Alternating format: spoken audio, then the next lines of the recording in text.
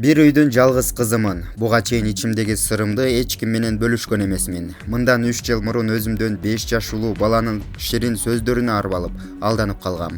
Анын ар бир сөзүнө ишенип, ага турмушка чыгам деген бирок мен ойлогондой болбоду. Карман албай намысымдан ажырадым. Көрсөм ага дүүлүктүрүүчү дары берип коюптур. Ошондон кийин эркек дегенди көрөйүн деген көзүм жок. Аларга ишенгим да келбейт. Болуп өткөн окуяны менден башка эч ким билбегендиктен, колумду сурап үйгө келгендерден баш тартып жаттым. Бир жолу апам каршылыгыма карабай, менден 10 жаш улуу бир бала менен тааныштырды. Көңүлү калсын деп жакшы мамиле кылган жокмун. Бир жылдан кийин кайра пайда болуп сүйлөшүп калдык. Кечээ жакында апамдар мага айтпай кудалап, калыңын алып тойду белгилеп коюшуптур. Кыздык тиктирип алдап тийип алгым келбейт. Албайкиге ачыгын айтканга күчүм жетпей жатат. Эмне кылсам? Айтсам башкаларга айтып салсачы. Тойго аз калды. Акчаларын бекер жумшай электе ачыгын айтып токтошум керекпи? Бул суроого Ширин Амантурова, психолог, мындайча жооп берди. Кымбаттуу, эң оор абалда экениңди түшүнүп турам. Ишенип жүргөн адамыңдан мындай кадамды күткөн эмессиң. Ар бирибиз бул жашоодо жаңылабыз. Эң негизгиси ошол кылган кадамдарды убагында түшүнүп, кийинки жашоо үчүн тажрыйба катары пайдалануу керек. Апаңыз менен мамилеңиз жакшы болсо айтканыңыз туура болот.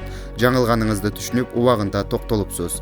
Кыз же кыз эмес деген талкуу көбүнчө салтты, динди бекем карманган үй бүлөлөрдө болот. Сизге үйлөнчү адам чындыкты туура кабыл алып, кийинки жашоосун сиз менен улантаарына көзүңүз жетсе, ага ачыгын айтыңыз. Ал жигит сизди чындап сүйсө, өткөн жашооңузга карабай, сиз менен бирге болууга, баардык кыйынчылыкты жеңүүгө даяр болот.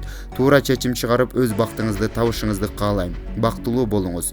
Тамара Воронцова, психолог. Кымбаттуу, жашыңызды жашабаганыңыз өкүнүчтүү экен. Себеби 15 жашта башка, 30 жашта башка кеңеш берилет.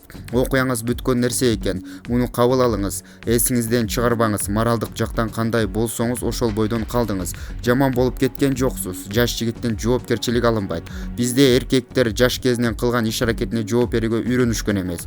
Өткөн иш аракеттер боюнча көп ойлоно бербеңиз. Себеби кийин өзүңүзгө жооп берүү кыйын болуп калат. Жашоодо дагы түрдүү абалдар болот. Курбуларыңызга дагы айтуунун кереги жок. Бүгүн дос болгон адамыңыз эртең сатып кетиши мүмкүн. Баарынан жакшысы апаңызга айтканыңыз туура болмок.